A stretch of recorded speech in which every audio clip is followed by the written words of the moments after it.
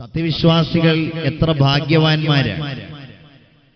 ഈ ഒരു സന്ദർഭത്തിൽ വരാനിരിക്കുന്ന വർഷത്തെ നമ്മൾ വരവേൽക്കുന്നത് 2017 നമ്മൾ കടക്കുന്നത്, നമ്മുടെ ചുമരുകളിലെ കലണ്ടറുകൾ നമ്മൾ മാറ്റിവെക്കുന്നത് ആഘോഷപൂർവമല്ല, അനുസ്മരണത്തോടെ, ഓർമ്മകളോടെ.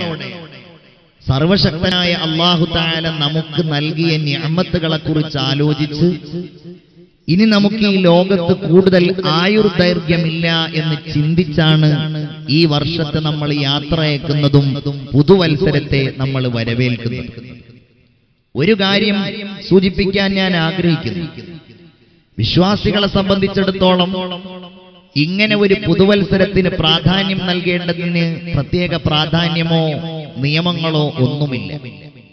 നമ്മെ സംബന്ധിച്ചിടത്തോളം നമ്മുടെ അമലുകളും നമ്മുടെ പ്രവർത്തനങ്ങളും നമ്മൾ നിശ്ചയിക്കുന്നത് ഹിജ്രിയ വർഷമനുസരിച്ചാണ്, ഹിജ്റ വർഷമനുസരിച്ചാണ്. എന്നാലും ലോകത്തിന്റെ ക്രമം ഇങ്ങനെയായ അവസ്ഥയിൽ എല്ലാവരുടെ ഹൃദയാന്തർഭാഗങ്ങളിലും നമ്മുടെ ഓരോ കാര്യങ്ങളുടെയും തീരുമാനം നിർവഹിക്കപ്പെടുന്നത് ഈ ഒരു വർഷത്തിന്റെ അടിസ്ഥാനത്തിലായത് കാരണത്താൽ ഈ സന്ദർഭങ്ങളെ നമ്മൾ ഓർത്തെടുക്കേണ്ട ചില പ്രധാനപ്പെട്ട ചിന്തകളിലേക്കാണ് ഈ ഒരല്പസമയം ഞാൻ നിങ്ങളുടെ ശ്രദ്ധയെ കൊണ്ടുപോകുന്നു. അതൊന്നുമല്ല, കാലം മുന്നോട്ട് പോകുമ്പോൾ നാം മരണത്തിലേക്ക് അടുക്കുകയാണ്. ഈ ലോകത്ത് അല്ലാഹു തആല നിശ്ചയിച്ചിരിക്കുന്ന ഏതൊരാൾക്കും ഒരിക്കലും മാറ്റാൻ കഴിയാത്ത, ഏതൊരാളും അഭിമുഖീകരിക്കേണ്ടി വരുന്ന മരണം എന്ന യാഥാർത്ഥ്യത്തിലേക്ക്, സത്യത്തിലേക്ക് അല്ലാഹു തആല നമ്മെ ഇങ്ങനെ അടുപ്പിച്ചുകൊണ്ടിരിക്കുകയാണ്. അതിന്റെ സമയം എങ്ങനെയാണെന്നോ എവിടെയാണെന്നോ എപ്പോഴാണെന്നോ പ്രവചിക്കുക അസാധ്യമാണ്. നമ്മൾ ആലോചിക്കേണ്ട ഒരു കാര്യം, മരണവുമായി ബന്ധപ്പെട്ടൊരു ചർച്ച എന്നത് സാധാരണ വാളുകളിലൊക്കെ നമ്മൾ കേൾക്കുന്ന കാര്യമാണ്. മരിക്കും എന്നതിനെ സംബന്ധിച്ചല്ല. അങ്ങനെ ഒരു വിശ്വാസം ഈമാൻ കാര്യത്തിലില്ലല്ലോ. മരിക്കും, അത് വിശ്വസിച്ചാലും ഇല്ലെങ്കിലും സംഭവിക്കുന്ന ഒരു കാര്യമാണ്. അത് മുസ്ലിമും വിശ്വസിക്കും, അല്ലാത്തവരും വിശ്വസിക്കും. മരിക്കും. ഈ ലോകത്തൊരായുഷ്കാലമുണ്ട്, അത് കഴിഞ്ഞാൽ ഇവിടെ നിന്ന് യാത്ര പറയേണ്ടി വരും, ഈ ലോകത്ത് നിന്ന് വിട പറയേണ്ടി വരും എന്ന് അംഗീകരിക്കാത്തവരോ ഉൾക്കൊള്ളാത്തവരോ ആരുമില്ല. പിന്നെ എന്താണ് ഈ ചർച്ചയുടെ പ്രസക്തി?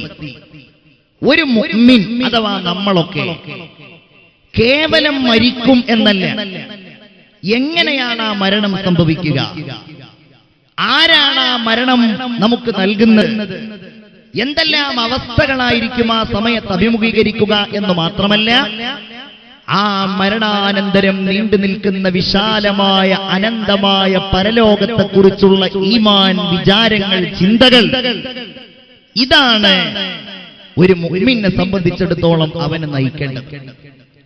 ഒരു നല്ല കാര്യം ചെയ്യാൻ നമ്മെ പ്രേരിപ്പിക്കുന്നത് ഈ ഒരു വിചാരമല്ലാതെ മറ്റെന്താണ്? അല്ലാഹു തആല വിലക്കിയിരിക്കുന്ന മോശമായ ഒരു കാര്യത്തിൽ നിന്ന് നമ്മളെ അകറ്റി നിർത്തുന്നത് ഈ ഒരു വിചാരമല്ലാതെ മറ്റെന്താണ്? അതുകൊണ്ടാണ് എപ്പോഴും നമ്മൾ ഓർക്കുന്നത്, അക്സിറൂ ദിക്റ ഹാദിമിൽ ലസ്സാത്ത്, എല്ലാ രസങ്ങളെയും ഇല്ലാതെയാക്കുന്ന മരണത്തിന്റെ ഓർമ്മയെ നിങ്ങൾ വർദ്ധിപ്പിക്കണമേ. നിങ്ങൾക്കിന്ന് കണ്ണുകൾ കൊണ്ട് ഈ ലോകത്തിന്റെ സൗകര്യങ്ങൾ, സുഖങ്ങൾ ആസ്വദിക്കാൻ കഴിയും. നിങ്ങളുടെ കാതുകൊണ്ട് ഒരുപാട് നല്ല കാര്യങ്ങളിൽ, ഒരുപാട് രസങ്ങളിൽ നിങ്ങൾക്ക് ലയിക്കുവാൻ കഴിയും. സുഭിക്ഷമായ ഭക്ഷണം നിങ്ങൾക്ക് ആഹരിക്കുവാനും ശരീരത്തിന്റെ പുഷ്ടി അതിലൂടെ നിങ്ങൾക്ക് വർദ്ധിപ്പിക്കുവാനും കഴിയും. എല്ലാ കാര്യങ്ങളും ആസ്വദിക്കാൻ കഴിയും. എന്നാൽ ഒന്നും ചെയ്യാൻ കഴിയാത്ത, നിശ്ചലമായി പോകുന്ന, എല്ലാം മരവിച്ചു പോകുന്ന മരണത്തിന്റെ ചിന്ത നിങ്ങൾ ഇടക്കുണ്ടാകണം എന്നതല്ല. അക്സിറൂ, നിങ്ങൾ ആ ചിന്ത ഇടക്കിടക്ക് നിങ്ങൾ വർദ്ധിപ്പിക്കണം. നിങ്ങളുടെ ഹൃദയാന്തർഭാഗങ്ങൾക്കുള്ളിൽ മരിച്ചു പോകണമെന്നല്ലോ എന്ന വിചാരം ഇടക്കിടക്ക് ഉണ്ടാകണമെന്നാണ് സയ്യിദുനാ മുഹമ്മദ് മുസ്തഫ സ്വല്ലല്ലാഹു അലൈഹി വസല്ലം പറയുന്നത്. ആയിഷ റളിയല്ലാഹു അൻഹയോട് ഒരു സ്ത്രീ വന്നുകൊണ്ട് പറഞ്ഞു, അല്ലയോ ആയിഷ ബീവിയെ, എനിക്ക് വല്ലാത്ത ഹൃദയകാഠിന്യമാണ് എന്ന് പറഞ്ഞാൽ ഒരു നന്മയും മനസ്സിലേക്ക് അങ്ങ് കയറുന്നില്ല, തഖ്വ ഉണ്ടാകാത്ത അവസ്ഥ, ഒരു കാര്യത്തെയും ഭയമില്ലാത്ത അവസ്ഥ, പടച്ചവനെ പേടിയില്ലാത്ത അവസ്ഥ. ഞാൻ എന്ത് ചെയ്യണമെന്ന് മഹദിയായ ആയിഷ ബീവിയോട് ഉപദേശം തേടിയപ്പോൾ അവിടുന്ന് പറഞ്ഞ രണ്ട് കാര്യങ്ങൾ എനിക്കും നിങ്ങൾക്കും കൂടിയുള്ള പാഠമാണ്. ആയിഷ ബീവി പറഞ്ഞു, പെണ്ണേ, അക്സിരി സിക്റൽ മൗതി വഖിറാഅത്തുൽ ഖുർആൻ. മരണത്തിന്റെ ചിന്തയെ നീ വർദ്ധിപ്പിക്കണം, അതോടൊപ്പം ഖുർആൻ പാരായണത്തെ നീ വർദ്ധിപ്പിക്കുകയും ചെയ്യണമെന്ന് മഹദിയായ ആയിഷ റളിയല്ലാഹു അൻഹ ഉപദേശിക്കുകയാണ്. പ്രിയപ്പെട്ടവരെ, ഞാനും നിങ്ങളും ഈ ലോകത്ത് ജീവിക്കുന്നത് മരണത്തിന് വേണ്ടി ഒരുങ്ങിയിട്ടാണോ അഥവാ മരണത്തെ വിസ്മരിച്ചുകൊണ്ടാണോ? എന്റെയും നിങ്ങളുടെയും ഐഹിക ലോകത്തെ ജീവിതം കാണുമ്പോ അത് മരിക്കാൻ ഒരുങ്ങിയവന്റെ ജീവിതമാണോ, അതോ ആ മരണത്തെ സംബന്ധിച്ചുള്ള എല്ലാ വിചാരങ്ങളും നഷ്ടപ്പെട്ട ഒരാളുടെ ജീവിതമാണോ? ഹബീബായ റസൂലുള്ളാഹി സ്വല്ലല്ലാഹു അലൈഹി വസല്ലമ തങ്ങളുടെ ഏറ്റവും പ്രിയങ്കരനായ സ്വഹാബിമാരിൽ ഒരാളായിരുന്നു ഉസാമത്ത് ഇബ്നു സെയ്ദ് റളിയല്ലാഹു അൻഹു. പ്രഗൽഭനായ സ്വഹാബിയാണ്. സെയ്ദ് ഇബ്നു ഹാരിസ റളിയല്ലാഹു അൻഹു ഹബീബായ നബിയുടെ ഏറ്റവും പ്രിയപ്പെട്ട സ്വഹാബിയാണെന്ന് മാത്രമല്ല, ഖുർആനിൽ പേര് പറയപ്പെട്ടയാളാണ്. ബഹുമാനപ്പെട്ടവരുടെ മകനാണ് ഉസാമത്ത് ഇബ്നു സെയ്ദ് റളിയല്ലാഹു അൻഹു. ഉസാമ റളിയല്ലാഹു അൻഹു ബഹുമാനപ്പെട്ടവർ ഒരാളിൽ നിന്ന് ഒരിക്കൽ 200 ദീനാറുകൾ കടം വാങ്ങുകയുണ്ടായി, ഒരു മാസത്തെ അവധി പറഞ്ഞുകൊണ്ട്. നമ്മളൊക്കെ സാധാരണ കടം വാങ്ങുന്നവരാണ്, മാസങ്ങൾ അവധി പറയുന്നവരാണ്. ഉസാമത്ത് ഇബ്നു സെയ്ദ് റളിയല്ലാഹു അൻഹു 200 ദീനാറുകൾ ഒരു മാസത്തെ അവധി പറഞ്ഞ് ഒരാളിൽ നിന്ന് കടം വാങ്ങി. വിവരം നബി അറിഞ്ഞു സല്ലല്ലാഹു അലൈഹി വസല്ലം. ഏത് നബിയെന്ന് നിങ്ങൾ ചിന്തിക്കണം. കടം കൊടുക്കുവാൻ പ്രോത്സാഹിപ്പിച്ച മുഹമ്മദ് മുസ്തഫ സല്ലല്ലാഹു അലൈഹി വസല്ലം കടം കൊടുക്കുന്നത് ഒരർത്ഥത്തിൽ പറഞ്ഞാൽ സ്വതക്ക നൽകുന്നതിനേക്കാൾ പ്രതിഫലാർഹമായ കാര്യമാണെന്ന് പഠിപ്പിച്ച മുഹമ്മദ് മുസ്തഫ സല്ലല്ലാഹു അലൈഹി വസല്ലം കടം വാങ്ങുന്നത് ഒരിക്കലും തെറ്റല്ല എന്ന് പഠിപ്പിച്ച റസൂലുള്ളാഹ് സ്വഹാബികൾ എല്ലാവരും ഒരുമിച്ച് കൂടിയപ്പോ അവർക്കിടയിൽ നിന്ന് ഉസാമ റളിയല്ലാഹു അൻഹുവിനെ സംബന്ധിച്ച് സംസാരിക്കുകയാണ്. സ്വഹാബികളെ, നിങ്ങൾ അറിഞ്ഞോ, ഉസാമ ഇതാ ഒരാളിൽ നിന്ന് ഒരു മാസത്തെ അവധി പറഞ്ഞ് 200 ദീനാറുകൾ കടം വാങ്ങിയിരിക്കുന്നു. ഇന്ന ഉസാമത ലകസീറുൽ അമൽ. ഉസാമ വലിയ പ്രതീക്ഷക്കാരൻ തന്നെയാണ്. എങ്ങനെ ഉസാമക്ക് ഉറപ്പ് കിട്ടി ഒരു മാസം ഉസാമക്ക് ആയുസ്സുണ്ടാകുമെന്ന്? എങ്ങനെയാണ് 200 ദിനാറുകൾ നിശ്ചയിക്കപ്പെട്ട സമയത്തിനുള്ളിൽ കൊടുത്തു വീട്ടാൻ കഴിയുമെന്ന കാര്യം ഉസാമക്ക് ഉറപ്പ് കിട്ടിയത് എന്ന് ബഹുമാനപ്പെട്ട റസൂലുള്ളാഹി സ്വല്ലല്ലാഹു അലൈഹി വസല്ലമ തങ്ങൾ ചോദിക്കുകയാണ്. ഇവിടെയാണ് നമ്മൾ ആലോചിക്കേണ്ടത് എന്റെയും നിങ്ങളുടെയും ജീവിത പരിസരങ്ങൾ.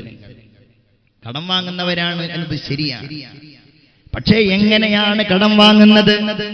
ബാങ്കുകളിൽ നിന്ന്, ഫൈനാൻസ് സ്ഥാപനങ്ങളിൽ നിന്ന് ഓരോ മാസത്തിലും 100ഉം 500ഉം 1000ഉം 10000ഉം ഒക്കെ പലിശ കൊടുത്തു നമ്മൾ കടം വാങ്ങുമ്പോൾ ഹറാമായ രീതിയിൽ ആ പണം ഉപയോഗിച്ച് നമ്മൾ വീട് പണിയുമ്പോ, നമ്മൾ വാഹനങ്ങൾ വാങ്ങുമ്പോ, നമ്മൾ ഭൗതികമായ നമ്മുടെ സുഖാഡംബരങ്ങൾക്ക് വേണ്ടി ഉപയോഗിക്കുമ്പോ, നമ്മളുടെ മക്കളെ കല്യാണം കഴിക്കാൻ, നമുക്ക് ജോലി ലഭ്യമാകാൻ, നമുക്ക് ഗൾഫിൽ പോകാൻ, പലിശക്ക് കടം വാങ്ങി പണം ലോൺ എടുത്ത് നമ്മൾ ഉപയോഗിക്കുമ്പോ ഉസാമ റളിയല്ലാഹു അൻഹുവിനെ കൃത്യമായി ഒരു മാസത്തെ അവധി പറഞ്ഞ് 200 ദീനാറുകൾ കടം വാങ്ങിയതിന് ശാസിച്ച ഹബീബായ നബിയുടെ വചനങ്ങൾ നമുക്ക് ഓർമ്മ വരണ്ടേ?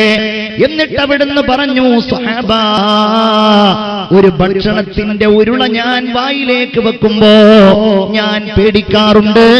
ആ ഭക്ഷണത്തിന്റെ ഉരുള എന്റെ വായിലേക്ക് ഞാൻ വെക്കുന്നതിന്റെ മുമ്പ് എന്നെ ബഹുമാനപ്പെട്ട അസ്രായീൽ അലൈഹിസ്സലാം പിടികൂടുമോ? എന്റെ കാലിന്റെ ഒരു പാദം വെച്ച് അതിന്റെ അടുത്ത കാല് ഞാൻ മുന്നോട്ട് വെക്കുന്നതിന്റെ മുമ്പ് മരണം എന്നെ പിടികൂടുമോ എന്ന് ഞാൻ പേടിക്കാറുണ്ടെന്ന് സയ്യിദുനാ മുഹമ്മദ് മുസ്തഫ.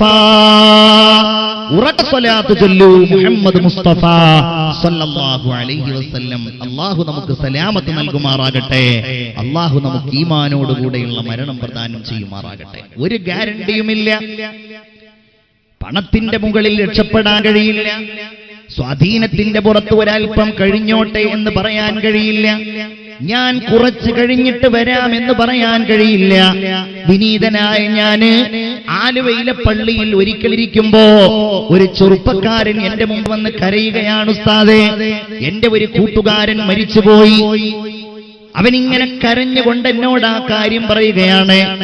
എറണാകുളത്തിന്റെ കുറച്ചിപ്പുറത്തുള്ള തൃശൂർ ജില്ലയിലെ ചാലക്കുടി എന്ന് പറയുന്ന സ്ഥലത്ത് ഇവന്റെ കൂട്ടുകാരൻ ഒരു ഭൂമി വാങ്ങി. അവിടെ നിറയെ തെങ്ങുകളായിരുന്നു. ആ തെങ്ങുകൾ അവിടെ നിന്ന് ഒഴിവാക്കിയിട്ട് അത് വീട് വെക്കുവാനുള്ള പ്ലോട്ടാക്കി വിൽക്കുവാനായിരുന്നു ഇദ്ദേഹത്തിന്റെ താല്പര്യം. അങ്ങനെ ഒരു ദിവസം ഇവരെ എല്ലാവരെയും കൂട്ടി, കൂട്ടുകാരെയും കൂട്ടിയിട്ട് ഇവൻ ആ സ്ഥലത്തേക്ക് പോവുകയാണ്. JCB വരാൻ പറഞ്ഞിട്ടുണ്ട്. JCB ഓരോ തെങ്ങുകളും ഇങ്ങനെ മറിച്ചിട്ട് കൊണ്ടിരിക്കുന്നു. 2-3 തെങ്ങുകൾ മറിഞ്ഞു വീണപ്പോൾ അതിന് മുകളിൽ നല്ല കരിക്കുകളുണ്ട്. ഇവര് പറഞ്ഞു, നമുക്ക് കുറച്ച് കരിക്ക് കുടിച്ചാലോ? ഫ്രീ ആയിട്ട് കരിക്കുകൾ ഇങ്ങനെ കിടക്കുകയല്ലേ. അവരെല്ലാവരും കൂടെ കുറച്ച് നല്ല കരിക്കുകൾ നോക്കി ഒരു സ്ഥലത്ത് കൂട്ടിയിട്ടു. ഇവനിങ്ങനെ പടിഞ്ഞാറോട്ട് നോക്കിയിരിക്കുന്നു. കൂട്ടുകാര് 2 പേര് കിഴക്കോട്ടും നോക്കിയിരിക്കുന്നു. അവനിങ്ങനെ കരിക്കൊരു കോലെടുത്തുകൊണ്ട് കരിക്കിങ്ങനെ കുത്തിയിട്ടതിന്റെ വെള്ളം കുടിക്കാനുള്ള ശ്രമത്തിലാണ്. താഴോട്ട് നോക്കിയാണ് കൂട്ടുകാരനിരിക്കുന്നത്. മറ്റു 2 പേരും ഒരു ശബ്ദം കേട്ടു. JCB മറിച്ചിട്ട ഒരു തെങ്ങ് നിയന്ത്രണമില്ലാതെ വരുന്നത് ഇവർ 2 പേരും കണ്ടപ്പോ ഞങ്ങൾ 2 പേരും പിറകോട്ടോടിപ്പോയി. ഉസ്താദേ, അവനത് കാണാൻ കഴിഞ്ഞില്ല. സ്വന്തം ഭൂമിയില് അവൻ കരിക്ക് കുത്തുന്ന തിരക്കിലായിരുന്നു. ആ തെങ്ങ് നേരെ ഇവന്റെ തലയുടെ മുകളിൽ വന്നു വീണു. അവൻ അവിടെ വെച്ച് ഞങ്ങളുടെ കൺമുമ്പിൽ വെച്ച് അവൻ ചതഞ്ഞരഞ്ഞു പോയി. ഉസ്താദേ, ലാ തരി നഫ്സൻ ബിഐ അർളിൻ തമൂത്. ഏത് ഭൂമിയിൽ വെച്ചാണ്, എങ്ങനെയാണ്, ഏത് രൂപത്തിലാണ് മരണം സംഭവിക്കുക എന്ന് ഒരാൾക്കും നിശ്ചയിക്കുവാനേ കഴിയില്ല. ഖിയാമത്ത് നാളിന്റെ അടയാളമാണ് ഫുജ്അത്തുൽ മൗത്ത്, പെട്ടെന്നുണ്ടാകുന്ന മരണം. വിനീതനായ ഞാൻ ഇന്ന് ഈ ട്രെയിനിൽ ഇങ്ങനെ യാത്ര ചെയ്യുമ്പോ കോഴിക്കോട് മെഡിക്കൽ കോളേജിലെ ഒരു പ്രഗത്ഭനായ ഡോക്ടർ, അവിടുത്തെ ഡിപ്പാർട്ട്മെന്റിന്റെ പ്രധാനിയായ ഒരു ഡോക്ടർ എന്റെ കൂടെ ഉണ്ടായിരുന്നു. പ്രതാപൻ എന്നാണ് അദ്ദേഹത്തിന്റെ പേര്. ഒരുപാട് ആലിമീങ്ങളെയും പണ്ഡിതന്മാരെയും ഒക്കെ പരിചയമുള്ള തൃക്കരിപ്പൂരുകാരനാണ് അദ്ദേഹം. എന്നോട് അദ്ദേഹം പറഞ്ഞു, ജീവിതമെന്ന് പറയുന്നത് രോഗം കൊണ്ടോ ആരോഗ്യം കൊണ്ടോ നിശ്ചയിക്കപ്പെടേണ്ട ഒന്നല്ല. ജീവിതമെന്ന് പറയുന്നത് ദൈവത്തിന്റെ കയ്യിലാണെന്നതിന് ഒരുപാട് അനുഭവങ്ങൾ എനിക്കുണ്ടായിട്ടുണ്ട്. രോഗമെല്ലാം മാറി നിങ്ങൾ വീട്ടിൽ പോയിക്കോളൂ എന്ന് പറഞ്ഞവൻ പിറ്റേ ദിവസം മരിച്ച വാർത്തയാണ് കേൾക്കുന്നത്. ദിവസങ്ങളോളം ഹോസ്പിറ്റലുകളിൽ കഴിഞ്ഞവൻ, മരണം കൺമുമ്പിൽ കണ്ട് നമ്മൾ വിധിച്ച ആളുകൾ, പിന്നെ കൊല്ലങ്ങളോളം ഒരസുഖവുമില്ലാതെ സഞ്ചരിക്കുന്ന എത്രയെത്ര കാഴ്ചകളാണ് കാണുന്നതെന്ന് ഒരു ഡോക്ടർ നമ്മോട് പറയുമ്പോൾ, വകം മിൻ സഹീഹിൻ മാത മിൻ ഗൈരി ഇല്ലതി, എത്രയെത്ര ആരോഗ്യമുള്ള ആളുകളാണ് ഒരു രോഗവുമില്ലാതെ അവർ മരിച്ചു പോകുന്നത്. എന്നാൽ വകം മിൻ മരീദിൻ ആശ ദഹ്റൻ അലാ ദഹ്രി, കാലങ്ങളോളം അവർ ജീവിച്ചു പോകുന്നത്. ആമീൻ പറഞ്ഞോളൂ, അല്ലാഹു ദീർഘായുസ് നൽകുമാറാകട്ടെ. ആമീൻ പറഞ്ഞോളൂ, അല്ലാഹു ദീർഘായുസ് നൽകുമാറാകട്ടെ. നമ്മുടെ കൂടെ ഇന്നലെ ഉണ്ടായവൻ ഇന്ന് കേൾക്കുന്നു അവൻ മരിച്ചിരിക്കുന്നു. തോളിൽ കൈയിട്ട് നടന്നവൻ മരിച്ചിരിക്കുന്നു.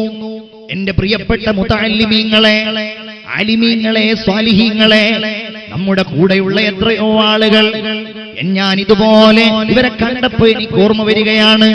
ഇതുപോലൊരു സ്ഥാപനത്തിൽ ഉസ്താദാണ് ഞാൻ 10 കൊല്ലമായി. ആ സ്ഥാപനത്തിന്റെ വൈസ് പ്രിൻസിപ്പളാണ്. ദാറുൽ ഹുദയുടെ സ്ഥാപനമാണ്. മാലിക് ദീനാർ പോലെ തൃശൂർ ജില്ലയിലെ കൊടുങ്ങല്ലൂരിനടുത്ത് ചാമക്കാല എന്ന് പറയുന്ന സ്ഥലത്ത് അൽഹംദുലില്ലാഹ് 10-300 മക്കൾ അവിടെ പഠിക്കുന്നുണ്ട്. പാവപ്പെട്ട നമ്മുടെ പ്രിയപ്പെട്ട ഹുദവികളാകാൻ പഠിക്കുന്ന മക്കൾ അവിടെയുണ്ട്.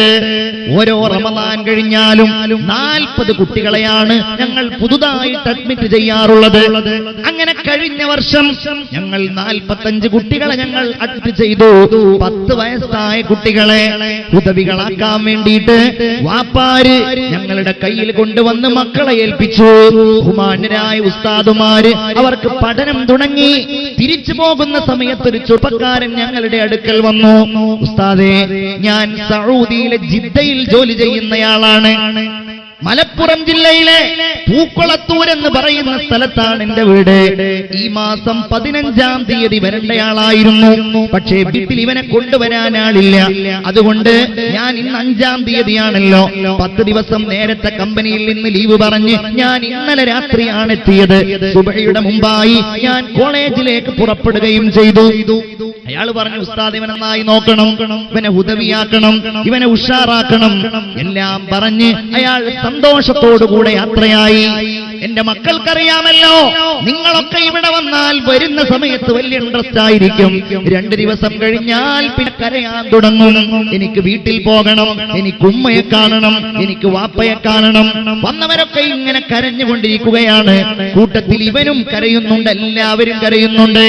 2 ദിവസം കഴിഞ്ഞപ്പോ ഉസ്താദിന്റെ ഫോണിലേക്ക് അവന്റെ വാപ്പ വിളിക്കുകയാണ്. ഉസ്താദെ, മോനെ ഒന്ന് കിട്ടുമോ? മോന്റെ കയ്യിൽ ഫോൺ കൊടുത്തു. അവൻ കരച്ചിലോട് കരച്ചിലാണ്. വാപ്പ ഇന്ന് തന്നെ ഇങ്ങോട്ട് വരണമെന്ന് അവൻ ഫോണിലൂടെ പറയുന്നത്. വാപ്പ പറഞ്ഞു, മോനെ ഇനി ഇന്ന് വൈകുന്നേരമായില്ലേ, നാളെ വൈകുന്നേരം നിന്നെ കാണാൻ ഞാൻ വരാം, നാളെ നമുക്ക് കാണാം. അവന് സമാധാനമായി. വാപ്പ ഉറപ്പ് കൊടുത്തു, നാളെ വൈകുന്നേരം കാണാം. വാപ്പ എന്നിട്ട് ഞങ്ങളെ വിളിച്ചു പറഞ്ഞു, നാളെ വൈകുന്നേരം വരാവനെന്ന് സമാധാനിപ്പിക്കണം. അവൻ വല്ലാതെ കരയുന്നുണ്ട്. ഉസ്താദ് ഒന്ന് പറഞ്ഞു നന്നായിട്ട് അവനെ പറഞ്ഞു മനസ്സിലാക്കണം. ആയിക്കോട്ടെ, ശരി, നിങ്ങൾ നാളെ വരൂ, നാളെ നമുക്ക് കാണാമല്ലോ. അങ്ങനെ പിറ്റേ ദിവസം രാവിലെ ഒരു 9 മണി സമയമാണ്. ഞങ്ങളൊക്കെ ഇങ്ങനെ നാസ്തക്ക് വേണ്ടി ഒരുങ്ങിയിരിക്കുകയാണ്. അപ്പോഴാണ് ഉസ്താദിന്റെ ഫോണിലേക്ക് ഒരു ആൾ വിളിക്കുന്നത്. ഉസ്താദെ, ഞാൻ പൂക്കുളത്തൂരിൽ നിന്ന് വിളിക്കാം. എന്താ കാര്യം? അവിടെ 1-ാം വർഷം ഇന്നലെ ചേർത്ത, കഴിഞ്ഞ ദിവസം ചേർത്ത ഒരു മോനുണ്ടല്ലോ, അവന്റെ വാപ്പ ഒരു 5 മിനിറ്റ് മുമ്പ് മരിച്ചുപോയി ഉസ്താദേ. പെട്ടെന്നായിരുന്നു. എന്താ കാര്യം? ആകെ ഞെട്ടിപ്പോയി. ഞങ്ങൾ ഫോൺ കിട്ടിയ ആൾ ആകെ ഞെട്ടിപ്പോയി. എന്താ കാര്യം? ഒരു പ്രശ്നം ഉണ്ടായിരുന്നില്ല. അയാള് ഒരു ഗ്ലാസ് ചായ ഭാര്യയുടെ കയ്യിൽ നിന്ന് വാങ്ങിയിട്ട് വീടിന്റെ പുറത്തേക്ക് സിറ്റ് ഔട്ടിലേക്ക് പത്രം വായിക്കാൻ വേണ്ടി വന്നതായിരുന്നു. ഇരുന്നയിടത്ത് ഇരുന്ന് മരിച്ചുപോയി. മരിച്ചതിലല്ല നമ്മൾക്ക് ദുഃഖം, മരിച്ചതിലൊക്കെയുള്ള ഞെട്ടുന്ന കാലം കഴിഞ്ഞു പോയില്ലേ? മരണങ്ങൾ പലതും നമ്മൾ കേട്ടില്ലേ, കണ്ടില്ലേ? പെട്ടെന്നുണ്ടാകുന്ന മരണങ്ങളിൽ നമ്മൾ ശബ്ദരാകാറുണ്ടല്ലോ. അതിനേക്കാൾ ഉപരിയായി നമ്മളെ വേദനിപ്പിച്ച കാര്യം, തമ്പുരാനെ, ഈ പൊന്നുമോനോട് എങ്ങനെയാണ് നിന്റെ വാപ്പ മരിച്ച കാര്യം അവനോട് പറയുക? ഞങ്ങളെല്ലാവരും ചർച്ച ചെയ്തു എങ്ങനെ ഈ മരണ വാർത്ത അവനെ അറിയിക്കും. അവസാനം ഞങ്ങൾ കൂടി. എന്നിട്ട് ഞങ്ങൾ അവനോട് പറഞ്ഞു, ഞങ്ങൾ ഉസ്താദുമാർക്ക് നിന്റെ നാട്ടിലേക്കൊന്ന് പോകണമെന്നുണ്ട്, ഒരാവശ്യത്തിന്, നീയും കൂടെ വന്നോ? അവന് വലിയ സന്തോഷം. അവൻ തുള്ളിച്ചാടാണ്. കൂട്ടുകാരോടൊക്കെ അവൻ ഇങ്ങനെ പറയുന്നുണ്ട്, ഉസ്താദുമാരെന്റെ നാട്ടിലേക്ക് പോകുന്നുണ്ട്, ഞാനും പോകുന്നുണ്ട്. അവൻ ഉടനെ വസ്ത്രമൊക്കെ മാറ്റിയിട്ട് ചെറിയൊരു ബാഗൊക്കെ കയ്യിലെടുത്തിട്ട് അവൻ എന്റെ കൂടെ വണ്ടിയിൽ കയറി. അങ്ങനെ ഞങ്ങൾ 2-3 ആളുകൾ അവന്റെ കൂടെ പോവുകയാണ്. പോകുന്ന സമയത്ത് ഇവിടെ നിന്നെങ്കിലും ഈ കാര്യം പറയണമെന്ന് തോന്നുന്നുണ്ട്. പക്ഷെ എങ്ങനെ കഴിയാനാ? ഈ നിഷ്കളങ്കമായ മുഖത്തേക്ക് നോക്കുമ്പോ, ആ ചെറിയ കുട്ടിയുടെ കണ്ണിലേക്ക് നോക്കുമ്പോ എങ്ങനെയാണ് ആ കാര്യം അവനോട് പറയുക? പറയാൻ കഴിയുന്നില്ല. വാഹനം ഇങ്ങനെ മുന്നോട്ട് പോയി. ഞങ്ങൾക്കാണെങ്കിൽ നന്നായി വിശക്കുന്നുണ്ട്. തിരൂരിലെത്തിയപ്പോ വാഹനം അവിടെ നിർത്തി. ഞങ്ങൾ വിശക്കുന്ന ആളുകള്, ഞങ്ങൾ ഹോട്ടലിൽ കയറാൻ വേണ്ടി ഒരുങ്ങാണ്. അവനോട് ഇറങ്ങാൻ പറഞ്ഞപ്പോ അവൻ പറഞ്ഞു, ഞാൻ ഇറങ്ങുന്നില്ല. എന്താടാ? എനിക്ക് വിശക്കുന്നില്ല. എന്നാലും എന്തെങ്കിലും കഴിക്ക്, എനിക്ക് വിശക്കുന്നില്ല, ഞാൻ ഇറങ്ങുന്നില്ല. എന്താ നീ കഴിക്കുക? എവിടുന്നാ പിന്നെ നീ കഴിക്കുക? അവൻ പറഞ്ഞു, ഞാൻ വീട്ടിലെത്തിയിട്ട് കഴിച്ചോളാം. വീട്ടിൽ ഭക്ഷണം ഒന്നും ഉണ്ടാവൂല. ഉണ്ടാകും, വീട്ടിൽ ആരും ഉണ്ടാവൂല. പെട്ടെന്ന് അവൻ പറഞ്ഞു, വീട്ടിൽ വാപ്പ ഉണ്ടാകുമല്ലോ. വാപ്പ വന്നിട്ട് വാപ്പാന്റെ കൂടെ ഇന്ന് ഭക്ഷണം കഴിച്ചിട്ടില്ല. പിന്നെ ആ പൊന്നുമോനോട് എന്ത് പറയാനാണ്? അവന് ഇഷ്ടമുള്ളത് എന്താന്ന് ചോദിച്ചു. അവൻ പറഞ്ഞു, എനിക്ക് ആപ്പിളാണ്. 2 ആപ്പിൾ വാങ്ങിച്ചു കൊടുത്തു. അതൊന്നവന്റെ അനുജന് വേണ്ടിയിട്ട് അവന്റെ ബാഗിൽ കരുതി. എന്തവൻ ഞങ്ങളോടുകൂടെ ഇങ്ങനെ പോരുകയാണ് നിശബ്ദരായി. അവന്റെ വീടിന്റെ മുമ്പിലെത്തിയപ്പോ നിറയെ ആൾക്കൂട്ടം. ആളുകൾ ഞങ്ങളെ ഇങ്ങനെ നോക്കിക്കൊണ്ടിരിക്കുന്നു. എല്ലാവരും ഇങ്ങനെ വല്ലാത്ത ഒരു കണ്ണോടെ. അവനൊന്നും മനസ്സിലായില്ല. എന്തിനാ അവരൊക്കെ കൂടിയിരിക്കുന്നത്? എന്തിനാ അവരൊക്കെ വന്നിരിക്കുന്നത്? അവന്റെ ഒരു അമ്മാവൻ വന്നിട്ട് അവനെ ഇങ്ങനെ പിടിച്ചു കൊണ്ടുപോയി. അവനെ ഇങ്ങനെ കൊണ്ടുപോയിട്ട് ആ പ്രിയപ്പെട്ട പൊന്നുമോനെ വീടിന്റെ പൂമുഖത്തേക്ക് ഇങ്ങനെ കയറുകയാണ്. ഞങ്ങളും കയറി. ഞങ്ങളൊക്കെ ഇങ്ങനെ വിതുമ്പുന്നുണ്ട്. കാരണം വല്ലാത്ത ഒരു രംഗമാണല്ലോ. അവനാകെ ഞെട്ടിപ്പോയി. കാരണം വീടിന്റെ കൊലായിലതാ ഒരു മയ്യിത്ത് ഇങ്ങനെ കിടക്കുന്നു. അതാരാണ്? അതാരുടേതാണ്? ആ മോൻ അറിയില്ലല്ലോ. മയ്യിത്തിന്റെ അടുക്കലേക്ക് ഇവനെ കൊണ്ടുപോയി. ആ മയ്യിത്തിന്റെ മുഖം കാണിച്ചു കൊടുക്കുന്നയാൾ ആ വിരിയങ്ങ് മാറ്റിയപ്പോൾ സുബ്ഹാനല്ലാഹ്, തന്നെ വൈകുന്നേരം കാണാൻ വരാമെന്ന് പറഞ്ഞ ആരുടെ കൂടെ ഇരുന്ന് ഭക്ഷണം കഴിക്കാനാണോ ഭക്ഷണം കഴിക്കാതെ താൻ ഇങ്ങോട്ട് വന്നത്? ആ പൊന്നുപ്പ അവിടെ മരിച്ചു കിടക്കുന്നത് കണ്ടപ്പോ ആ പൊന്നുമോൻ വാവിട്ട് നിലവിളിച്ചത് വിനീതനായ എന്റെ ജീവിതത്തിൽ ഒരിക്കലും എനിക്ക് മറക്കാൻ പറ്റാത്ത ഒരു അനുഭവമാണ്. ഹബീബായ റസൂലുള്ളാഹി ദുആ ചെയ്യാറുണ്ടായിരുന്നു, അല്ലാഹുമ്മ ഇന്നി അഊദു ബിക മിൻ ഫുജ്അത്തിൽ മൗത്ത്, പെട്ടെന്നുണ്ടാകുന്ന മരണങ്ങളിൽ നിന്ന് നിന്നോട് ഞാൻ കാവൽ തേടുന്നു എന്ന്. ഖിയാമത്ത് നാളിന്റെ അടയാളമാണ്. അല്ലാഹു ആ വാപ്പാക്ക് പുറത്തു കൊടുക്കുമാറാവട്ടെ. എല്ലാവരും ആമീൻ പറയൂ. അല്ലാഹു പുറത്തു കൊടുക്കുമാറാവട്ടെ. ആ പൊന്നുമോനെ അല്ലാഹു നല്ല പ്രഗൽഭനായ ഒരു ഉദവിയാക്കുമാറാവട്ടെ. നമ്മൾ ആലോചിക്കണം, ഇത് നമ്മയും പിടികൂടാം, എന്നും പിടികൂടാം, എപ്പോഴും പിടികൂടാം, അല്ലേ? ഒരാൾക്കും യാതൊരു ഗ്യാരണ്ടിയുമില്ല. പക്ഷെ ഇവിടെ നമ്മൾ ശ്രമിക്കേണ്ടത് എന്തിനാണെന്നറിയോ? നല്ല മരണം, ഈമാനോടെയുള്ള മരണം, കലിമ ചൊല്ലിയുള്ള മരണം. അതിനാണ് നമ്മൾ അധ്വാനിക്കേണ്ടത്. എന്താ അതിന്റെ മാർഗം? ബിസ്മില്ലാഹിർ റഹ്മാനിർ റഹീം. ഇന്നല്ലദീന ഖാലൂ റബ്ബുനല്ലാഹ് استقاموا تتنزل عليهم الملائكة ألا تخافوا ولا تحزنوا وأبشروا بالجنة التي كنتم توعدون. إن الذين قالوا ربنا الله, അല്ലാഹു ഞങ്ങളുടെ റബ്ബാണെന്ന് പറയാം. വെറുതെ പറയല്ല, അതിനനുസരിച്ചാണ് അവന്റെ ജീവിതം, ഇബാദത്ത്, തഖ്വ, നിസ്കാരം, എല്ലാ കാര്യങ്ങളും അതിനനുസൃതമായ. ഇന്നല്ലദീന ഖാലൂ റബ്ബുനല്ലാഹ്, അങ്ങനെ ജീവിച്ചു പോയി, അല്ലേ? പിന്നെയോ ആ വഴിയിൽ തന്നെ അവർ അടിയുറച്ചു നിൽക്കുകയും ചെയ്തു. അവർ സിനിമ കണ്ടില്ല, മുഅ്മിനെ സീരിയൽ കണ്ടില്ല, ഹറാമിലേക്ക് അവർ നോക്കിയില്ല, തെറ്റായ കാര്യങ്ങളിൽ അവരവരുടെ ജീവിതം അഭിരമിപ്പിച്ചില്ല. ഇന്നലെ ഒരാൾ എന്റെ അടുക്കൽ വന്ന് പറയാണ്, അയാൾക്ക് KSFE എന്ന് പറഞ്ഞ വലിയൊരു പൊതുമേഖല, വലിയൊരു ഗവൺമെന്റ് സംരംഭമായ അതിൽ വലിയൊരു ജോലി കിട്ടിയിട്ടുണ്ട്. ഉസ്താദ്, ഇത്ര വലിയ ശമ്പളാണ്, ഒരു കാര്യത്തിൽ അത് പലിശയുമായി ബന്ധപ്പെട്ടൊരു സ്ഥാപനമാണല്ലോ, ഞാൻ എന്ത് ചെയ്യണം?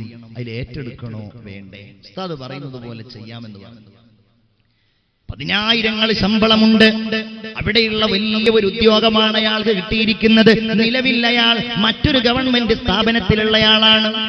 ഇങ്ങോട്ട് ജോലി കിട്ടി, പക്ഷെ പേടി തോന്നാണ്, പടച്ചോനെ എങ്ങനെയാ ഞാൻ ഈ ജോലി ഏറ്റെടുക്കുക? പലിശയാണല്ലോ. ഞാൻ പറഞ്ഞു, നിങ്ങൾക്ക് ഖൈർ, അത് ഏറ്റെടുക്കാതിരിക്കലാണ്. അള്ളാഹുവിനെ മുൻനിർത്തിയിട്ട് അയാൾ ആ ജോലി വേണ്ടെന്ന് വെച്ച് എന്റെ മുമ്പിൽ നിന്ന് ഇറങ്ങിപ്പോയി. പണമല്ല, ശമ്പളമല്ല, ആനുകൂല്യങ്ങളല്ല റബ്ബേ, പലിശ വാങ്ങി ആ ശമ്പളം കിട്ടിയാൽ അതുമായി ബന്ധപ്പെട്ട ജോലി ചെയ്താൽ പിന്നെ നിന്റെ മുമ്പിൽ മുമ്പിലേക്ക് എങ്ങനെയാണ് വിജയിയായി ഞാൻ മടങ്ങി വരിക? അതാണ് ആലോചിക്കേണ്ടത്. ഇന്നല്ലദീന ഖാലൂ റബ്ബുനല്ലാഹ് സുമ്മ ഇസ്തഖാമൂ. അങ്ങനെ ചെയ്താൽ എന്താ ഉണ്ടാവുക? തതനസ്സലു അലൈഹിമുൽ മലായിക,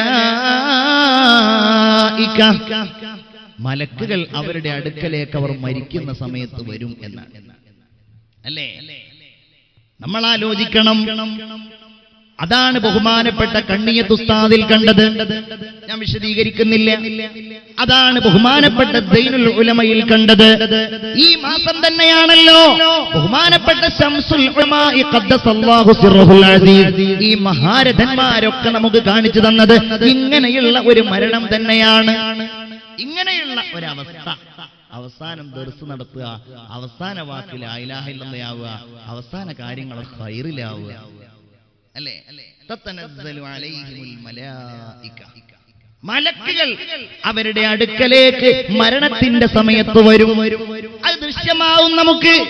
അവരുടെ മരണാനന്തരമുള്ള ജനങ്ങൾ അവരെ പ്രകീർത്തിക്കുന്നത് മനസ്സിലാകുമ്പോൾ അവർക്ക് വേണ്ടി മയ്യിത്ത് നിസ്കരിക്കാൻ പതിനായിരങ്ങളും ലക്ഷങ്ങളും തിക്കിത്തിരക്കുമ്പോൾ അല്ലാഹുവിനോട് അവർക്ക് വേണ്ടി പൊറുക്കലിനെ തേടുമ്പോൾ തതനസ്സലു അലൈഹിമുൽ മലായിക, മരിക്കുന്ന സമയത്ത് മലക്കുകൾ അവരുടെ അടുക്കലേക്ക് ഇറങ്ങി വരും. എന്നിട്ട് എന്താ പറയാ? യാ അയ്യതുഹൻ നഫ്സുൽ മുത്മഇന്ന, അല്ലയോ ശാന്തമായ ആത്മാവേ. എങ്ങനെയാ ഈ ആത്മാവ് ശാന്തായത്? ഈ ആത്മാവ് ഒരിക്കലും, ഞാൻ സൂചിപ്പിച്ചതുപോലെ, ഒരു ഹറാമിലേക്കും പോയ ആളല്ല, ചിന്തിക്കുന്നയാളല്ല, നല്ല കാര്യങ്ങളിൽ മാത്രം ചിന്തിച്ച് ജീവിക്കുന്ന മനുഷ്യനായിരുന്നു. മരണം അല്ലാഹു നിശ്ചയിച്ച സമയത്ത് ശരീരത്തിൽ നിന്ന് പുറത്തിറങ്ങി വരാൻ ഒരു ബുദ്ധിമുട്ടുമില്ല. യാ അയ്യതുഹൻ നഫ്സുൽ മുത്മഇന്ന ഇർജിഇ ഇലാ റബ്ബികി റാളിയതൻ മർളിയ. നിന്നെ അല്ലാഹുവിന് ഇഷ്ടമായിട്ടുണ്ട്, അല്ലാഹുവിനെ നിനക്കും ഇഷ്ടമാണല്ലോ. നീ സംതൃപ്തമായവളും സംതൃപ്തമായ ആത്മാവും സംതൃപ്തമാക്കപ്പെട്ട ആത്മാവുമാണല്ലോ. അതുകൊണ്ട് നീ പുറത്തു വന്നോളോ. എങ്ങോട്ടാ വരേണ്ടത്? നിന്റെ റബ്ബിലേക്കാണ്. ഫദ്ഖുലി ഫീ ഇബാദി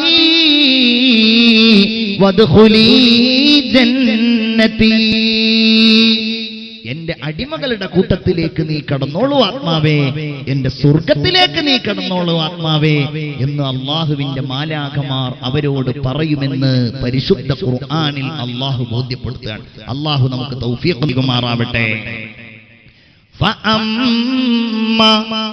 ഓർക്കാറുണ്ടോ നമ്മൾ? ഈ പറയുന്ന ആൾക്ക് വലിയ പേടിയാണ്. ആലോചിക്കാറുണ്ടോ? വാതിലൊക്കെ ഇത് നമ്മൾ ഇങ്ങനെ പറയുമ്പോ, തമ്പുരാനെ നമ്മുടെ അവസ്ഥ എന്തായിരിക്കും? ഞാനൊരു ഹദീസ് പറയുമ്പോ നമ്മൾ നമ്മെ കുറിച്ച് ആലോചിക്കണം. അയാൾ ഇങ്ങനെയായിരുന്നല്ലോ, മറ്റേയാൾ ഇങ്ങനെയായിരുന്നല്ലോ എന്ന് തൽക്കാലം ചിന്തിക്കല്ല, നല്ലത് വേണമെങ്കിൽ ചിന്തിച്ചോ. റസൂലുള്ള പറയാണ്, ഒരു മനുഷ്യൻ മരിക്കുമ്പോ ആ മയ്യിത്തിനെ നിങ്ങൾ ഇങ്ങനെ നിരീക്ഷിച്ചു കൊണ്ടിരിക്കണം. ഒരു മനുഷ്യൻ